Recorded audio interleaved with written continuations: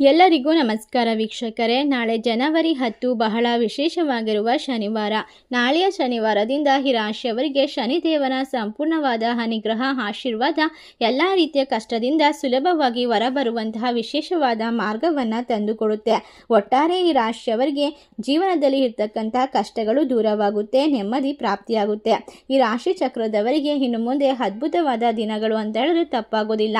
ನೀವು ಪಟ್ಟ ಪರಿಶ್ರಮಕ್ಕೆ, ನೀವು ಜೀವನದಲ್ಲಿ ಮಾಡ್ತಿರ್ತಕ್ಕಂಥ ಪ್ರತಿಯೊಂದು ಕೆಲಸಕ್ಕೂ ಕೂಡ ಶನಿ ಈಗ ಉತ್ತಮವಾದ ಆದಾಯವನ್ನು ತಂದುಕೊಡ್ತಾನೆ. ಇದರಿಂದಾಗಿ ನಿಮಗೆ ಧನ ಸಂಪತ್ತಿನ ಆಗಮನವಾಗುವ ಸಾಧ್ಯತೆ ಇದೆ. ಹಾಗಾದರೆ ಆರ್ಥಿಕವಾಗಿ ಅದೃಷ್ಟವನ್ನು ಬರಮಾಡಿಕೊಳ್ಳುವಂತಹ ಅದ್ಭುತವಾದ ರಾಶಿಗಳು ಯಾವ್ಯಾವು, ಯಾವೆಲ್ಲ ರೀತಿಯ ಯೋಗ ಫಲಗಳು ಬರಮಾಡಿಕೊಂಡು ನೆಮ್ಮದಿಯನ್ನು ಕಂಡುಕೊಳ್ತಾರೆ?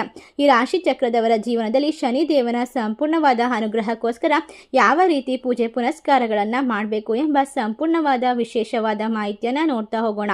ಅದಕ್ಕೂ ಮುನ್ನ ನೀವು ಕೂಡ ಶನಿದೇವರ ಭಕ್ತರಾಗಿದ್ದಲ್ಲಿ ವಿಡಿಯೋಗೆ ಒಂದು ಲೈಕ್ ಕೊಟ್ಟು ತಪ್ಪದೇ ನಮ್ಮ ಚಾನಲ್ನ ಸಬ್ಸ್ಕ್ರೈಬ್ ಮಾಡಿ, ಹಾಗೆ ಪಕ್ಕದಲ್ಲಿ ಇರುವಂಥ ಬೆಲ್ ಐಕನ್ನ ಪ್ರೆಸ್ ಮಾಡಿ. ಹೌದು, ಈ ರಾಶಿಯವರಿಗೆ ಅತ್ಯಂತ ಅನುಕೂಲಕರವಾಗಿರುವ ದಿನ ನಾಳೆಯ ಒಂದು ಶನಿವಾರದಿಂದ ಶುರುವಾಗುತ್ತೆ. ಅಪರಿಚಿತ ವ್ಯಕ್ತಿಗಳ ಮೇಲೆ ಅತಿಯಾದ ನಂಬಿಕೆ ಇಡಬೇಡಿ ಮತ್ತು ಮನೆಯಲ್ಲಿ ಯಾರಾದರೂ ಅಸಮಾಧಾನಗೊಂಡಿದ್ದರೆ ಅವರನ್ನು ಸಮಾಧಾನಪಡಿಸಲು ಪ್ರಯತ್ನಿಸಿ. ಕುಟುಂಬ ಸದಸ್ಯರ ಆರೋಗ್ಯದ ಬಗ್ಗೆ ಸ್ವಲ್ಪ ಕಾಳಜಿಯನ್ನು ವಹಿಸಬಹುದು. ಇದರಿಂದ ಓಡಾಟ ಹೆಚ್ಚಾಗುತ್ತದೆ.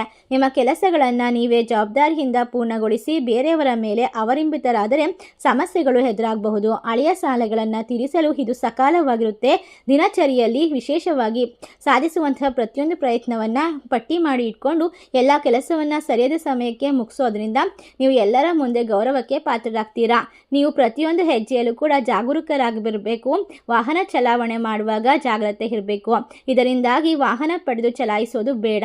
ಯಾವುದೇ ಒಂದು ಕೆಲಸಕ್ಕೆ ಹೋಗಬೇಕಾದ್ರೂ ಕೂಡ ತಾಳ್ಮೆಯಿಂದ ಇರೋದು ಉತ್ತಮ. ದೂರದ ಸಂಬಂಧಿಕರ ನೆನಪು ನಿಮ್ಮನ್ನು ಕಾಡಬಹುದು. ಕಠಿಣ ಶ್ರಮಕ್ಕೆ ತಕ್ಕ ಪ್ರತಿಫಲವನ್ನು ಶನಿದೇವ ನಿಮಗೆ ನೀಡ್ತಾನೆ. ನಿಮ್ಮ ಕಾರ್ಯಕ್ಷಮತೆ ಹೆಚ್ಚಾಗುತ್ತೆ. ಭಾವನಾತ್ಮಕವಾಗಿ ಯಾವುದೇ ನಿರ್ಧಾರವನ್ನು ತೆಗೆದುಕೊಳ್ಬೇಡಿ. ಇಲ್ಲದಿದ್ದರೆ ನಂತರ ಪಶ್ಚಾತ್ತಾಪ ಪಡಬೇಕಾದಂತಹ ಪರಿಸ್ಥಿತಿಗಳು ಎದುರಾಗುತ್ತೆ. ಒಟ್ಟಾರೆಯಾಗಿ ರಾಶಿಯವರಿಗೆ ಇನ್ನು ಮುಂದೆ ವೃತ್ತಿ ಕ್ಷೇತ್ರದಲ್ಲಿ ನಿಮ್ಮ ಚಾಣಾಕ್ಷತನದಿಂದ ಕೆಲಸಗಳು ಸುಗಮವಾಗಿ ಸಾಗ್ತಾ ಹೋಗುತ್ತೆ. ನಿಮಗೆ ಸಮಾಜದ ಗಣ್ಯ ವ್ಯಕ್ತಿಗಳ ಭೇಟಿಯ ಅವಕಾಶ ಸಿಗುತ್ತೆ. ಮಕ್ಕಳು ಕೂಡ ಸ್ಪರ್ಧಾತ್ಮಕ ಪರೀಕ್ಷೆಗಳ ಫಲಿತಾಂಶದ ಬಗ್ಗೆ ಚಿಂತೆ ಕಾಡಬಹುದು. ಕಾನೂನು ಮತ್ತು ನ್ಯಾಯಾಲಯದ ವಿಚಾರದಲ್ಲಿ ಎಚ್ಚರಿಕೆಯಿಂದ ಇರುವುದು ಅಗತ್ಯ.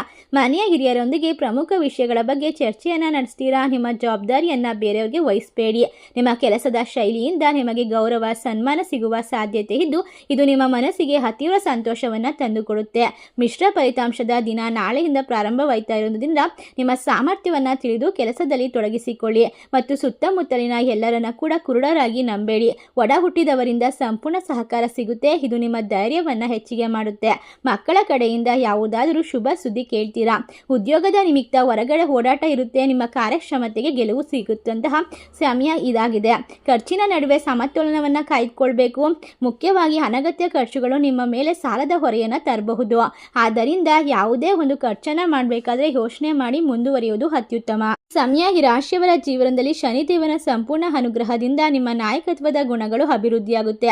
ಸಹೋದ್ಯೋಗಿಗಳಿಂದ ಬೆಂಬಲ ಸಿಗುತ್ತೆ. ಪೋಷಕರ ಆರೋಗ್ಯ ಕೂಡ ಅಭಿವೃದ್ಧಿಯಾಗುತ್ತೆ. ಹೊಸ ಆಸ್ತಿ ಅಥವಾ ಪ್ರಾಪರ್ಟಿ ಖರೀದಿ ಮಾಡೋಕೆ ಸಾಲದ ಅಗತ್ಯವಿದ್ದರೆ ಇಂದು ಅರ್ಜಿ ಸಲ್ಲಿಸಲು ಸಕಾಲ. ಸುಲಭವಾಗಿ ಸಾಲ ಮಂಜೂರಾಗುತ್ತೆ. ಕುಟುಂಬ ಸದಸ್ಯರ ನಡುವೆ ಭಿನ್ನಾಭಿಪ್ರಾಯಗಳು ದೂರವಾಗುತ್ತೆ.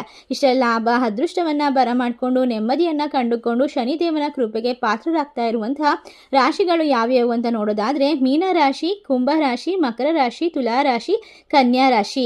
ಈ ರಾಶಿಗಳಲ್ಲಿ ನಿಮ್ಮ ರಾಶಿ ಇದ್ದರೂ ಇಲ್ಲದಿದ್ದರೂ ಭಕ್ತಿಯಿಂದ ಓಂ ಸಂ ಶನೇಶ್ವರಾಯ ನಮಃ ಎಂದು ತಪ್ಪದೇ ಕಮೆಂಟ್ ಮಾಡಿ ನಮ್ಮ ಚಾನಲ್ಗೆ ಸಬ್ಸ್ಕ್ರೈಬ್ ಮಾಡಿ. ಧನ್ಯವಾದಗಳು.